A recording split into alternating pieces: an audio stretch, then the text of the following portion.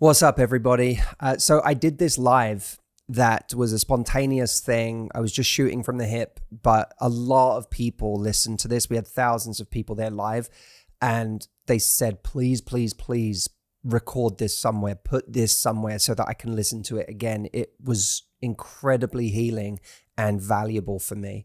So we actually took the original footage and we are re-releasing it here for you. And for so many of you who were like, please don't let this go away. So here it is. And if you didn't see it first time around, here is your chance to see it. And by the way, while you're here, this is your PSA that I did my best masterclass I have ever done on heartbreak on the 25th of February.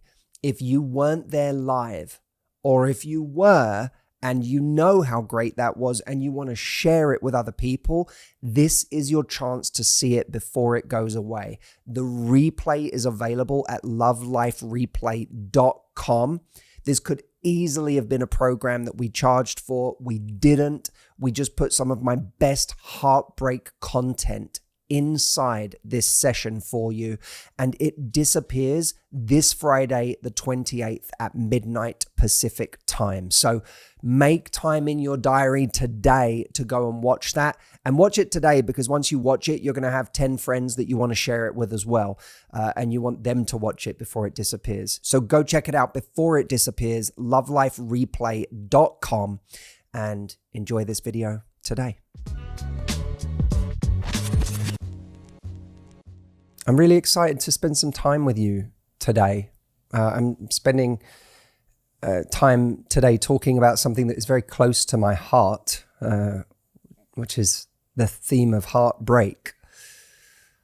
And I want to make this an opportunity for you to comment and talk about what you're going through right now, because I know that many of you are currently going through heartbreak. I think there are even statistics around Valentine's Day being one of the peak moments of the year for breakups and for people to decide they no longer want to be in a relationship. So some of you may be experiencing the timing of this being very apt for your life. Welcome to Instagram as well, who have just joined. We're going to go live today on Instagram, Facebook, TikTok, and YouTube. But Valentine's Day is typically a time, this week is a time when a lot of breakups happen. And even if we're not going through a breakup that's fresh this week, for many people, this will be a time that calls to their mind a breakup. It exacerbates a heartbreak that you feel already, because you're seeing Valentine's posts everywhere.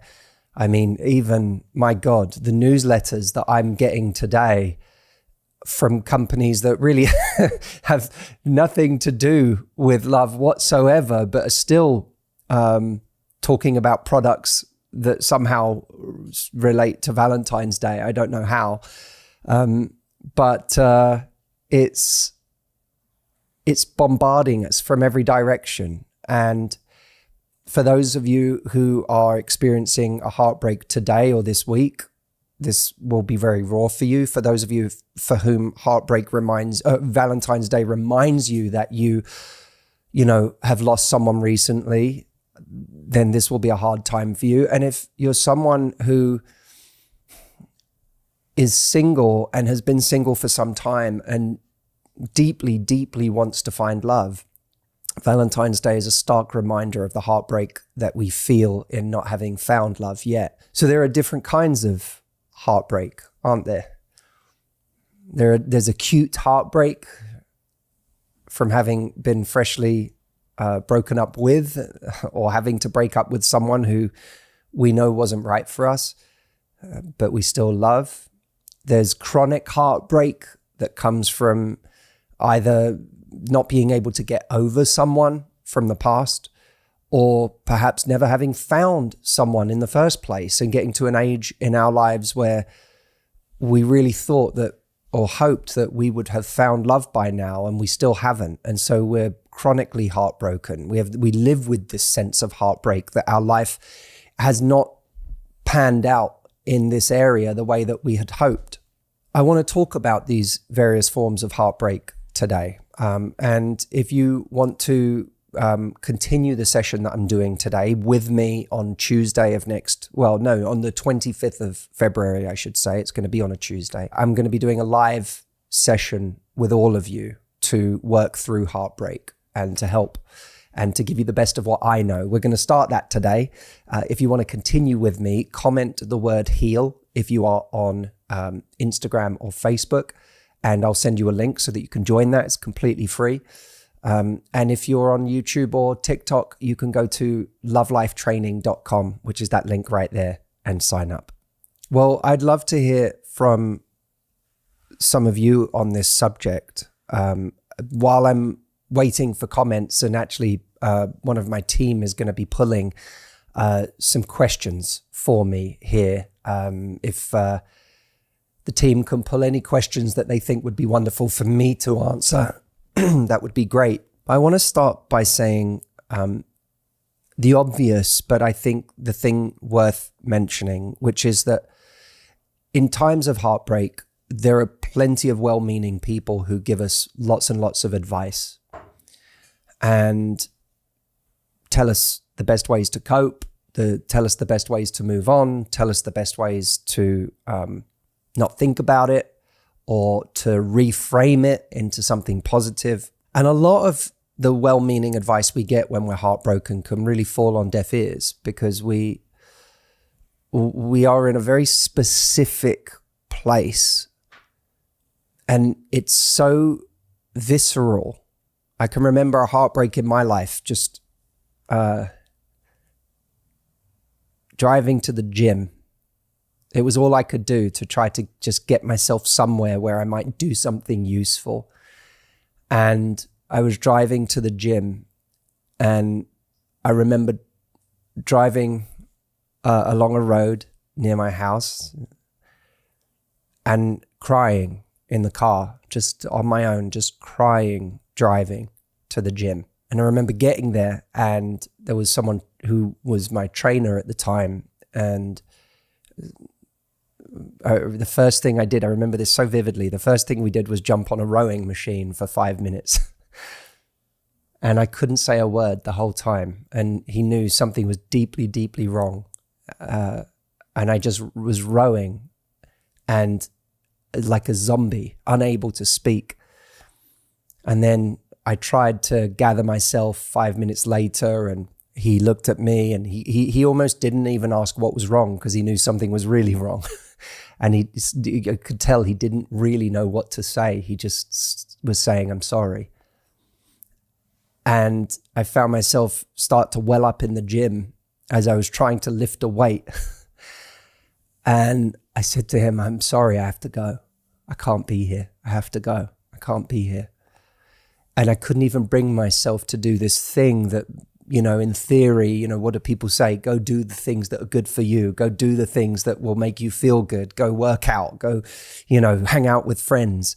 But most of us all have had that moment where we are simultaneously a zombie in the world who it feels kind of deadened and numb to life, numb to the outside world, but internally we're anything but numb. Internally we are breaking.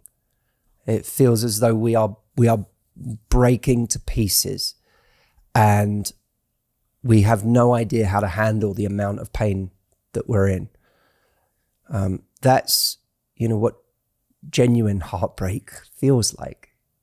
And one of the things that was a fascinating experience for me, and you tell me in the comments if you've experienced something like this, one of the fascinating things to me was that being in that feeling, firstly, I didn't do what I had done in the past in breakups. In the past in breakups, I had tried to just distract myself. I tried to go meet other people, go on dates, hook up, do something that would just I was running from that pain. and doing anything I could to numb myself from it or to it. And this time I didn't do that. It was, I don't know if you've ever experienced this before, but I felt so ill with the heartbreak that the idea of even being with another person made me feel ill. Have you had that, where it's like you're too heartbroken to even rebound? You feel so sick with it that you can't even imagine the idea of being with another person. And it was through this almost complete incapacitation. It was through this complete devastation, through this complete inability to do anything but be in that pain, that I started to be with myself in a different way. I have spent a lot of my life, and I've worked on this. One of the reasons I talk so much in my work about core confidence, the relationship we build with ourselves, is because I have had in my life many struggles with the relationship with myself. For some people, I know there are those people in the world that seem to just naturally have a wonderful relationship with themselves. I wasn't one of them.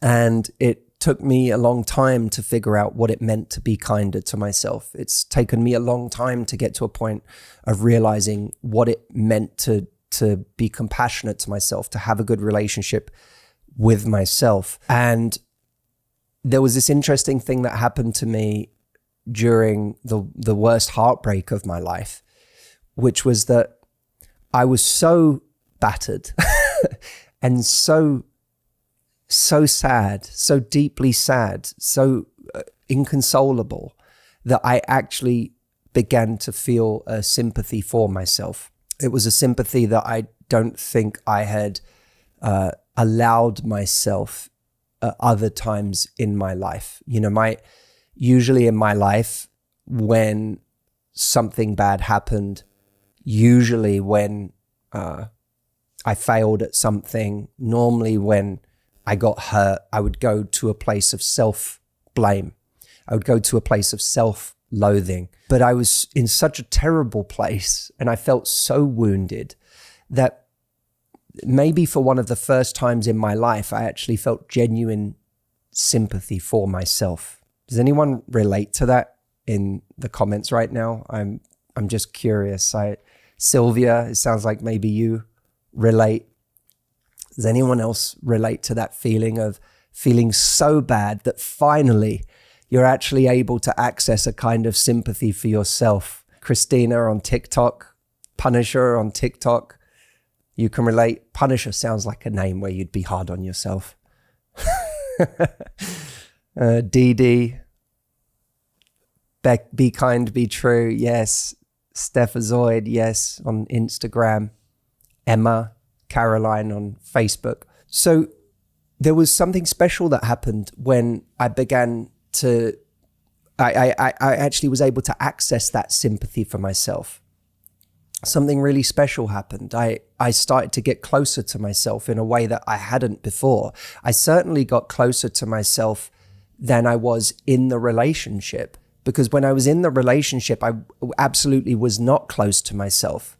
When I was in the relationship, in a way, I couldn't have been farther from myself. I spent my whole time making someone else happy. I spent my whole time worrying about whether I was enough, or whether I was doing enough, or whether I was being impressive enough. It was all about, you know, essentially it was a way of me telling myself constantly, you better show you're good enough. You better show you're enough here. You better not fail. You better not mess this up. And Claire, you said the right phrase there. I see you, Claire, on YouTube. You abandoned yourself. And that's exactly what I did. I abandoned myself. So I couldn't have been less close to myself. The me that needed me to show up, the me that needed love and compassion, that me was somewhere in the background. It's almost like, has anyone seen the film Get Out? There's a moment in that film where the protagonist is, he goes, I forget what they call it, but it's like he's in this sunken place, deep, deep, deep inside his own mind, looking up at his eyes looking out. And I felt like, I was in that sunken place. I was somewhere so small, so reduced, looking up at the me that was trying to impress and trying to be enough, and trying to somehow, fit in or not lose someone. And when I went through the breakup, and when I had my heart broken, I suddenly felt like this return to that version of me, this return to that part of me that actually really needed me to show up. And I was finally able to stop trying to impress somebody else and instead feel sympathy for myself. And that allowed me to get closer to myself. And so I want to offer this before I go into answering a few questions here. I want to say that if you are in the depths of heartbreak right now, one of the great healing forces is when we are able to get closer to ourselves through that pain. And heartbreak offers this very unique and special opportunity to get closer to ourselves than maybe we've ever been. And that is something that it can be one of the great treasures that we discover in our heartbreak. It certainly was for me. I would drive and listen to certain songs. I still remember certain songs that I listened to. I still remember the words of those songs. I would clutch on to objects, things that made me feel love towards myself, things that reminded me to keep going, despite the fact that I didn't know how to keep going or when and if it was ever going to get better. And I'm still, I say that, I will say this with caution because I wouldn't wish heartbreak on myself or anyone else, but there's almost something I miss about that time and that feeling. There's something special about that moment of loving yourself in that way, of showing up for yourself in that way and getting close to yourself in that way. So I want to hear from the heartbroken among you and talk with you. I want to also remind you that this session is really a preliminary conversation that I get to have with you before a much more robust session on heartbreak that I'm going to be doing for everyone live on February the 25th. So if you haven't yet signed up for that, it's free. It'll take 10 seconds and you can comment. If you're on Instagram or Facebook, just comment the word heal,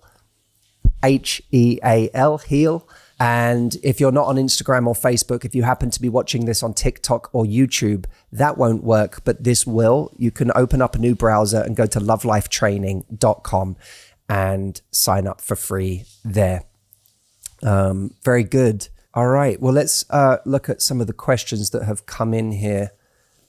And happy Valentine's Day to all of you on this Friday. I joked in a newsletter that I wrote to my mailing list this morning that I started the email with Happy Valentine's Day, yada yada.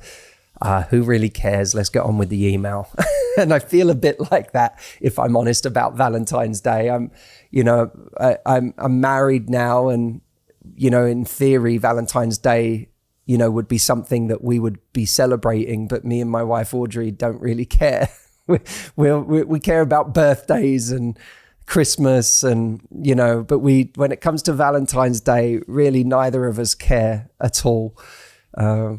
So I say Valentine's Day just to give you some love, but not because I really care about Valentine's Day. Okay, let's see. Leah says on Instagram, it's so hard to open myself up again to new love after dating someone horribly avoidant. Any guidance there? So dating someone avoidant it could be like touching a hot stove, because the burning came from someone who, every time you tried to get close or build the kind of intimacy that you need, you felt rejected by this person. You felt that this person didn't need you in the way that you needed them, or needed to, needed to separate in ways that were painful to you. And it's likely a relationship that made you feel very, not just not needed, not just not close to someone, but also made you feel bad for the way that you are.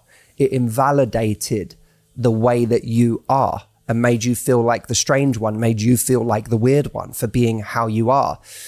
My wife, Audrey, I'm sure she won't mind me saying this, but she's said about our relationship that in the past, she had been told that she was too sensitive, and that she never felt that in our relationship. She didn't, when we got together, she felt like a sense of home, like, oh, I can be who I actually am in this relationship. I can be someone who wants closeness. I can be someone who is sensitive and emotional. It felt right to her.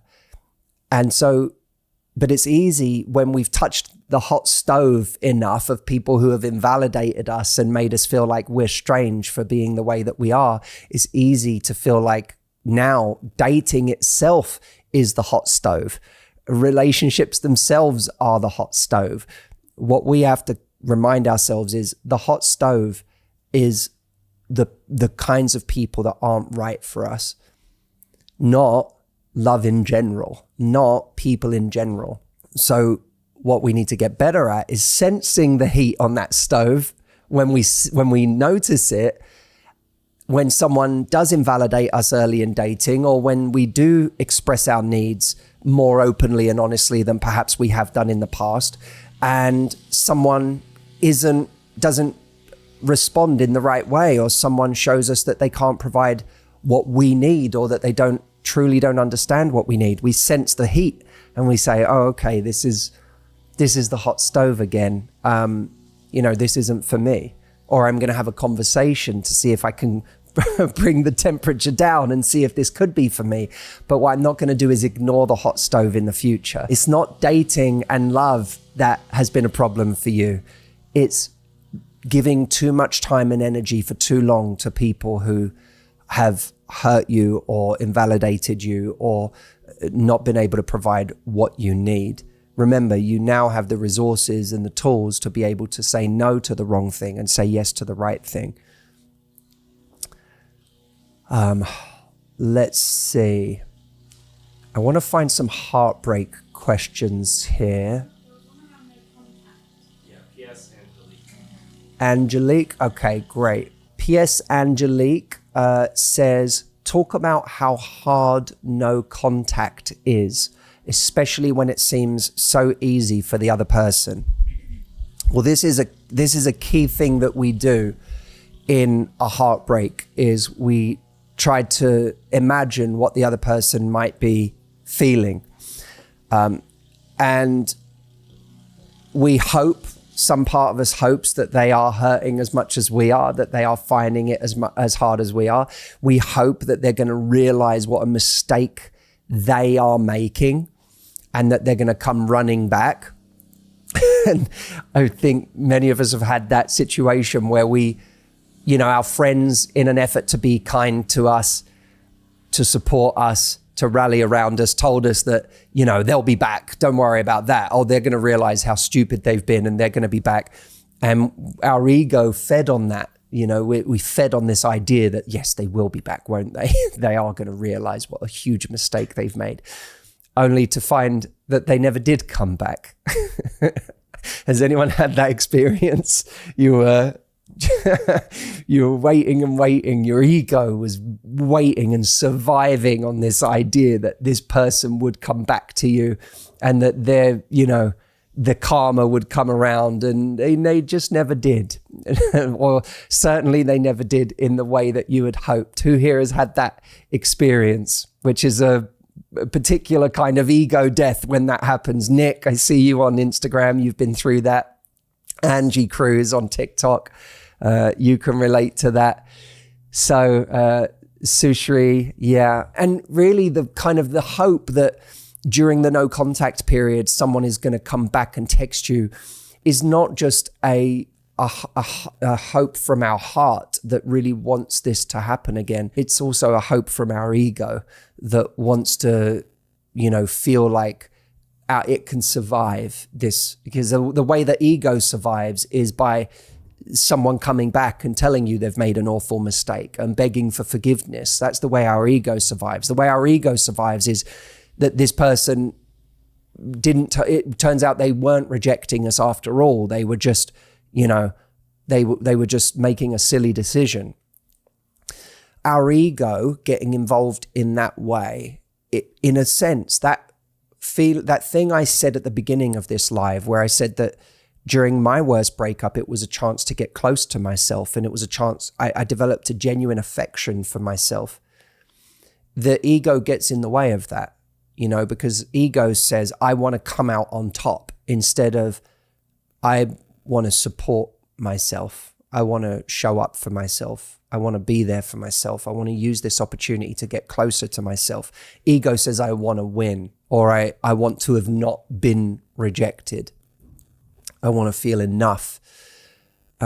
So I just say that, Angelique, I think that was your name, Angelique, because there's a part of you that is secretly probably hoping this person is going to reach out during the no contact period. And I want you to start to quieten that part of yourself and tell yourself, that is ego. It's not going to bring me closer to myself or help me become everything I can be, to sit here and wait for this person to come back to me. And you frankly don't know what's going on in the other person's mind. You have no idea. You have no idea whether that person is struggling to make themselves happy right now. You don't know if they're missing you. You don't know if they are distracting themselves with work, or trying to move on too quickly, or anything else. You don't know what's happening with that person. And frankly, you don't know, it might seem easy for them today. You don't know how hard it's going to be for them a year from now, or 5 years from now, or 10 years from now, when they realize that they've never really known how to make themselves happy, or that they've been confused for much of their life. I mean, how many people are there in the world that just go through life steamrolling people and breaking their hearts, only to find that in middle age they have a crisis because they can't seem to find what they're looking for, and they don't know how to make themselves happy. This is extremely common. So what you're looking at is a very zoomed in portion of a story that has not actually been fully written yet. How many people leave someone to go and be with someone else, only to find that the someone else they left someone for wasn't the right person after all, or that the challenge lied within them, that they don't know how to be happy. So they keep trying to find happiness in changing their partners, or making, trying to find little improvements in a partner in different ways that they think is going to make them happy. You don't know the vast complexity of another person's mind. So please, Angelique, don't sit there and assume what is going on with this other person now. And don't even assume that what's going on with them now is a reflection of what will be going on for them in the future. You just don't know. The hard part about no contact for you is that you're trying to find solace, and you're trying to make yourself feel better emotionally outside of the context in which you have been trying to make yourself feel better emotionally for a long time.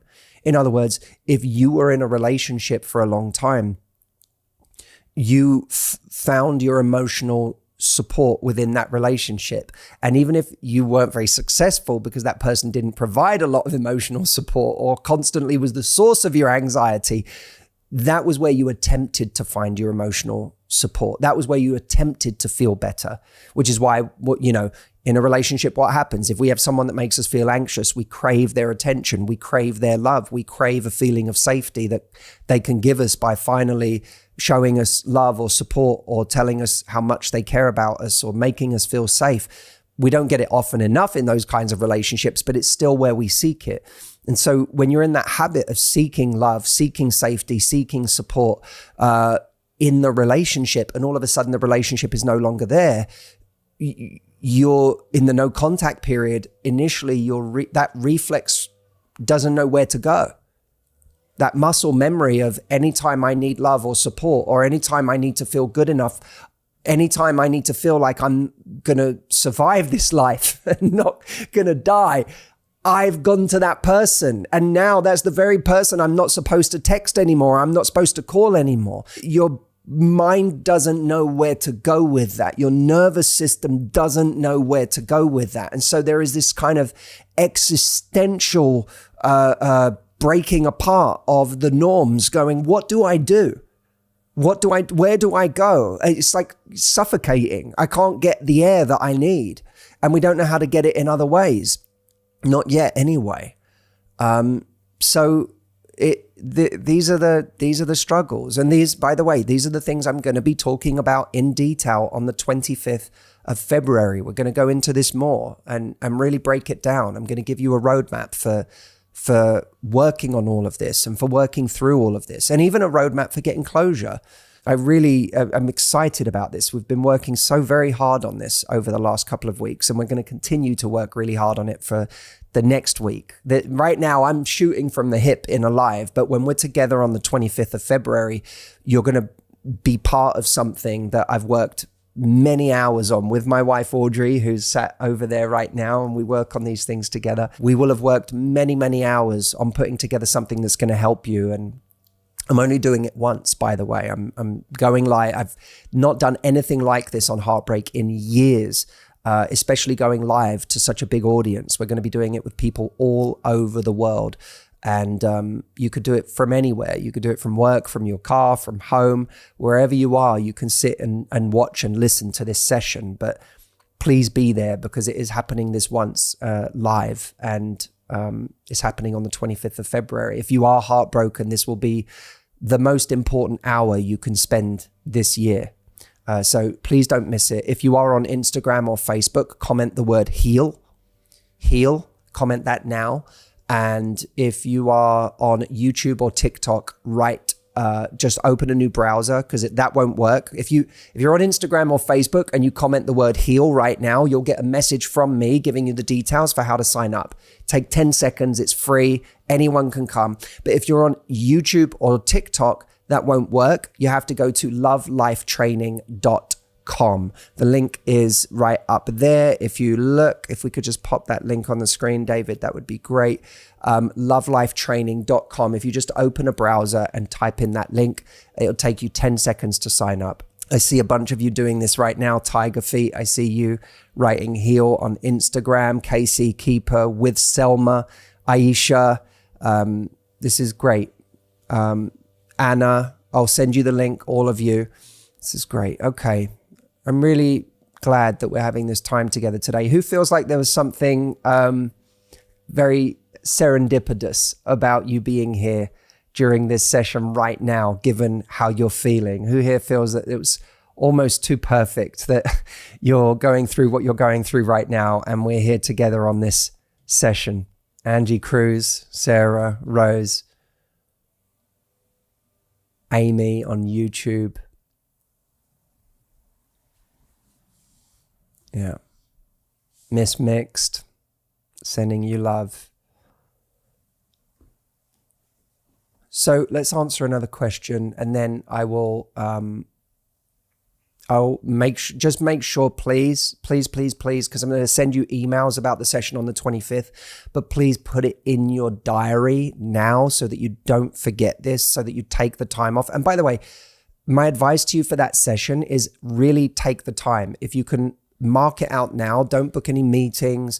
Try and get your house to yourself, or a room to yourself, a quiet space to yourself, where you can fully engage and participate in that session, as opposed to being distracted.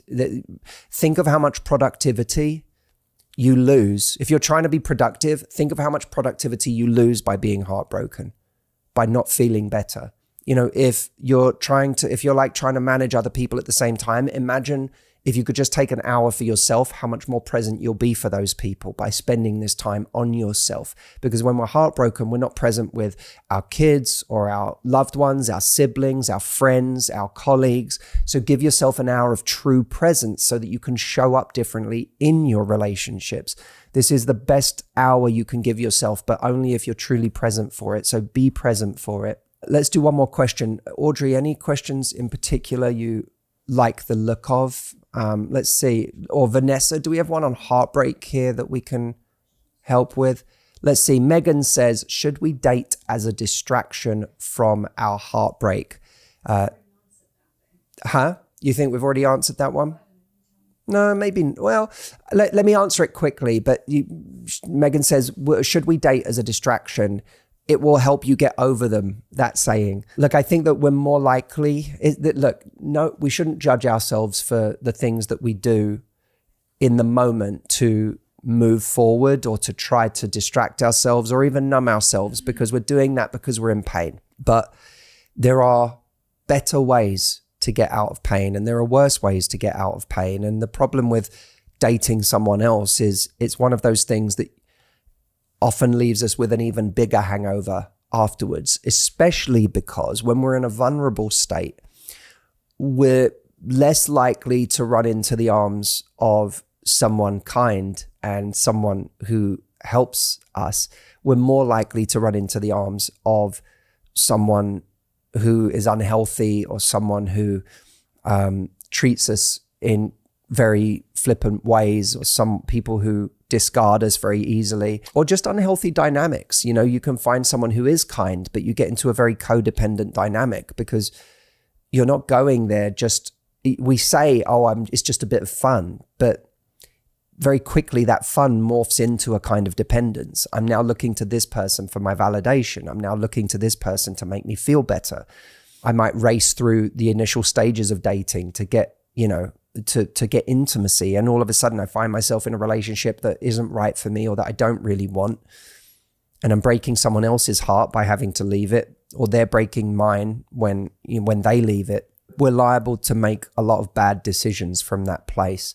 And it does become another emotional distraction, because what we're doing is we're asking for comfort and intimacy in the arms of another person romantically. And we're not learning to find it in other ways. And by learning to find it in other ways, what we're teaching ourselves is we're teaching ourselves how to be strong in the tools that we have and the resources that we have outside of romantic relationships. What that does is it gives us the ability to say no next time around. When you're out there in dating, the worst thing you can have is an inability to say no to the wrong people. And we are unable to say no to the wrong people when we get attracted to the wrong things, when we have a scarcity mindset, when we're worried we won't be okay on our own, when we're looking for comfort, then we say yes to the wrong things. In order to find the right person, we have to be able to say no to the wrong person. In order to say yes to the right person, we have to be able to say no to the wrong person. But we can only say no to the wrong person if we've developed a kind of muscle and an internal strength that allows us to say no and know that we'll still be okay. That's the kind of strength that you build during a heartbreak. It's the strength that becomes available to you if you don't take the easy path in a heartbreak. So we're in a sense, by distracting ourselves, we are delaying the building of a muscle that will actually be extremely necessary if we are to find the right person. So this is from Sayuzi on Instagram. How can you go back to the person you were before that relationship? Oh, what a beautiful question. It has been months, but still seems I am in an endless circle, wishing it never ended, even though I knew it wasn't right.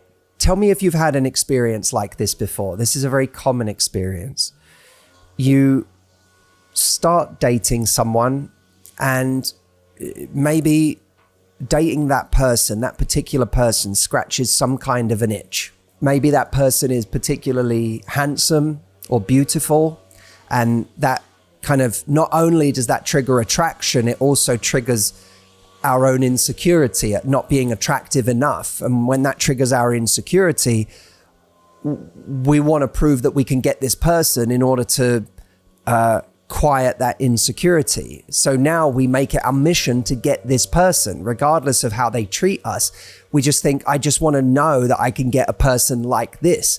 Sometimes it's because of their status or their popularity that we feel that way. Sometimes it's because we perceive them as particularly successful or magnetic. Sometimes it's just chemistry that makes us ignore all of the bad stuff and keeps us in something for too long.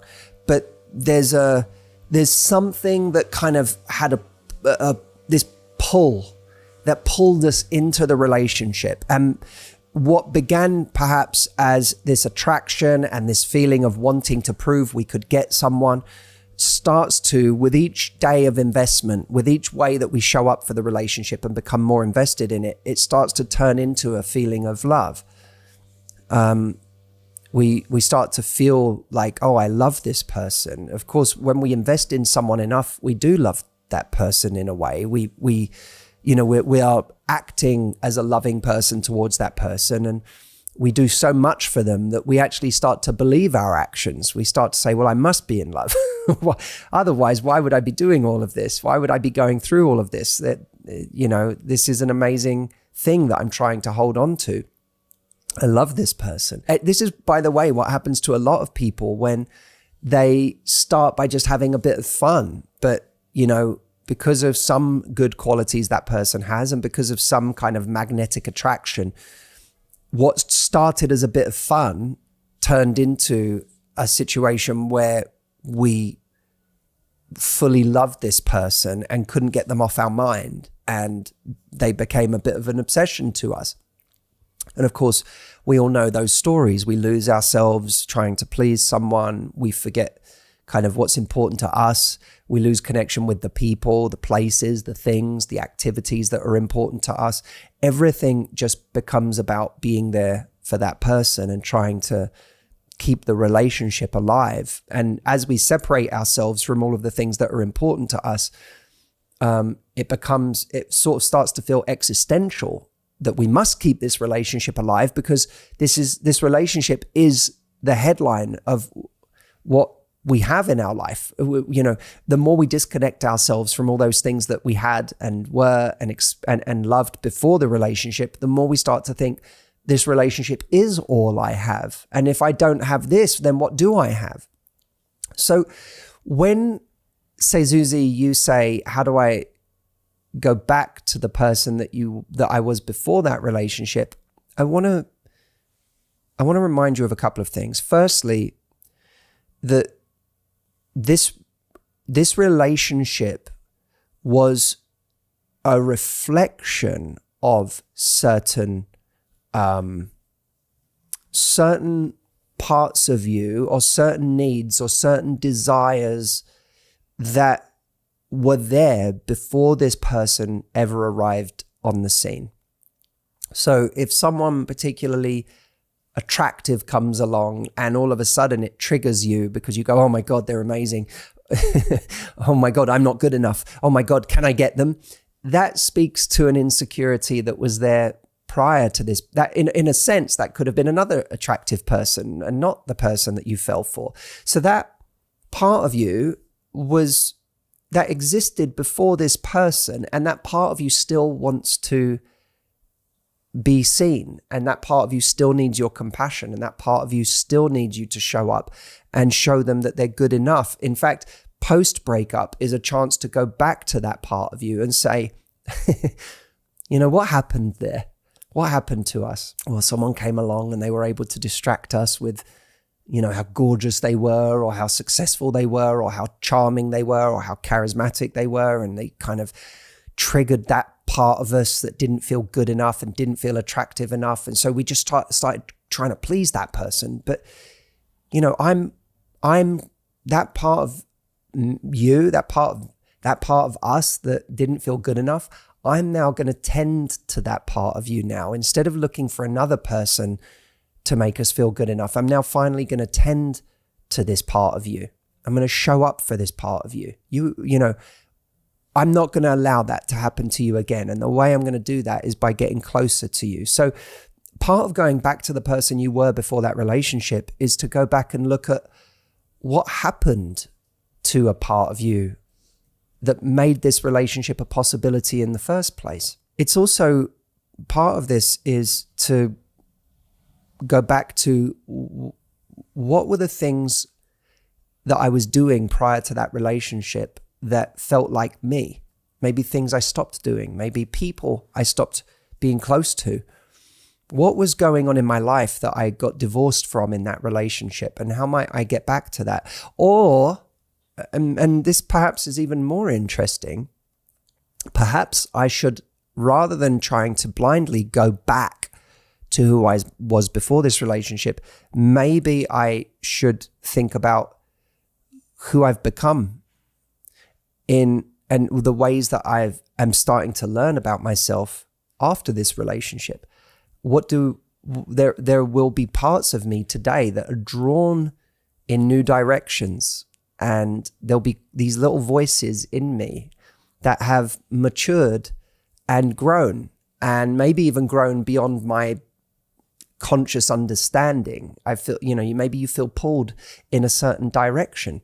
Maybe there's something you feel drawn to do or discover about yourself, or maybe even new kinds of friends that you feel drawn to, different kinds of people in life that you feel drawn to, different kinds of knowledge that you feel drawn to. Listen to those voices, because that goes beyond just getting back to who you were before. It recognizes that you also are in a state of becoming. There's this new incarnation of yourself that is being born out of this experience that you've had, that the wisdom of which supersedes the wisdom that you had before the breakup. This is actually a chance to get to know who you are today, not simply to return to a form that you were prior to the relationship. Thank you so much for watching. Leave me a comment. Let me know what was the concept here that spoke to you the most, what resonated for you today. And don't forget, go watch the replay of the masterclass I just did on heartbreak that disappears this Friday at midnight Pacific time. You can watch it at lovelifereplay.com. I'll see you over there. Thank you so much for being here, and I cannot wait to see what you think of this masterclass.